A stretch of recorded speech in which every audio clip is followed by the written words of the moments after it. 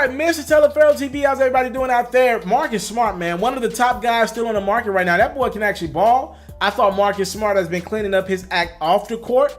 I thought Marcus Smart looked more committed. And quite frankly, a lot of times when that Boston Celtics team, a young team who was missing Kyrie and Gordon Hayward, a lot of times when that team struggled with leadership, call me crazy, Marcus Smart was the guy who stepped up. Al Horford technically should be the leader on the court. He's being paid close to max money. He's a star in this league, an all-star in this league. And, you know, his personality doesn't strike me as a guy that he could get the message across to these young guys. They'd be more inclined to listen to a guy like Marcus Smart, who somehow, some way become a veteran. I still remember that guy at Oklahoma State a few years ago. But I think Marcus Smart has matured on the fly. I think these young Bulls respect him a lot. Jaylen Brown and Jason Tatum. He has a lot of grit and grind. He's made some game-winning plays for the Celtics in the last year or so. And I think the Celtics team could use him around. Now, I was the guy who threw out the idea, if you really think Terry Rozier could be your guy at point guard, why not trade Kyrie Irving and you can keep more of this team together? I know that sounds crazy, but some people think Kyrie Irving is, you know, washed goods. He can't stay healthy for an entire year. Or maybe trade Gordon Hayward or whatever you could do to keep the bulk of this team together. And you probably could keep Marcus Smart and Terry Rozier if you traded Gordon Hayward or Kyrie Irving. The Celtics look like they're committed to keeping those guys around. There's only so much money. Somebody's going to be the odd man out. And reportedly, that might be Marcus Smart. Reportedly, Marcus Smart, so far during free agency, is disgusted and frustrated with what's going on, as a source close to his team claims that Danny Ainge, of the president of the Boston Celtics, has not even reached out to him. He ain't even talking to Boston yet. So he's looking around, and reportedly the contract that's gotten to Marcus Smart and his camp the most is the fact that Dante Exum got $11 million a year, a 3-year, $33 million deal with the Utah Jazz.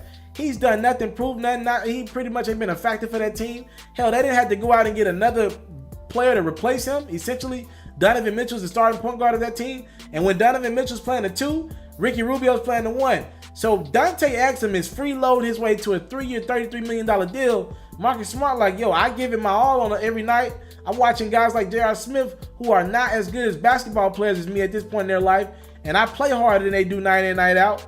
They're making good money, $14, $15 million a year. I should be in that range somewhere. Now, that sounds good in theory, but Boston only has so much money. Maybe Boston could stretch out a 1-year deal for Marcus Smart, but it's not a good sign that Danny Ainge is not talking to Marcus Smart. And again, I don't know what their plan is, but the money is drying out. There's not a lot of money around right now.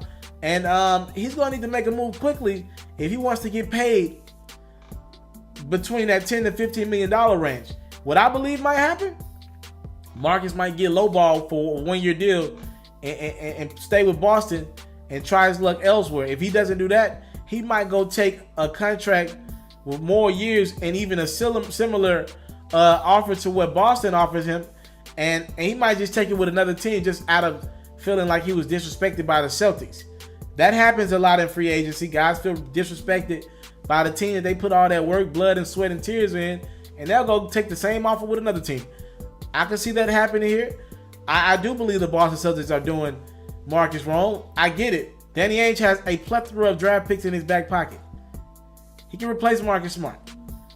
There's a better chance you find another Marcus Smart before you find another Kyrie Irving or a Gordon Hayward. I get it. But I'm just saying, I would have thought about trading Kyrie or Gordon Hayward to keep more of that team together, because you can't put a price on leadership. And if Marcus is really one of these leaders in that locker room, and these dudes don't respond to freaking gamer Gordon Hayward trying to tell them what to do, or freaking Al Horford trying to direct them in the playoffs, and they would have responded to Marcus, who's going to keep it real with him and keep it straight with him. If all it would have took was you trading Gordon Hayward to keep Terry Rozier and Smart around for a couple years until you got to pay Jaylen Brown and Jason Tatum, I would have did it. I would have traded Gordon. That's just my opinion. I would have considered trading Kyrie, you know? And to be honest with you, I think the freaking Celtics are making a mistake if they opt to not give this guy an offer. We know the Celtics are working. They reached out to DeMarcus Cousins, and reportedly they were one of the only 2 teams in the NBA that were interested in signing Cousins. So Why not sign one of your own guys? All right, Danny Ainge, start losing some of them emotional guys in the locker room. You'll see that you got all that talent on the court next year, but it ain't panning out. I think Marcus Smart might be the odd man out. If I was a betting man, if he stays with the Celtics, it's going to be a very low ball offer, and he just wants to get his act right and have a healthy season in totality and find a home next year. I just find it disrespectful that this dude played his heart out, was supposed to be out for the rest of the season, comes back. Now I'm looking down that roster, and I love Kyrie. First off, Kyrie's been unhealthy a lot of his career, and I'm watching Kyrie not even be a part of Game 7. He wasn't even there. He was having dental surgery when the Cavs were in a Game 7 with Kyrie's Boston Celtics team. Mind you, that Cavs team is Kyrie's former team. He wasn't in the building to support his Celtics that day. And I'm watching Marcus Smart play in the playoffs through an injury. Give it his all for an injury that could have had him out for the rest of the season like Kyrie. I think you should be rewarded for loyalty like that, but it looks like they're going to go in a different direction. If Marcus returns, like I said, it'll be because he got lowballed and wants another year to figure things out, or it's a short 1-year deal. It's probably going to be a 1-year deal. I tend to believe he ends up elsewhere, though. That's my opinion. I'm out. I want to salute you, homie, for building your own thing and doing your own thing, creating your own platform, your own website. I got one life to live out my dreams, and I'm giving this thing all I got. I interview celebrities. I talk sports. I represent the culture. Right now, you're turning up on MrTaliaferro.com, shawty.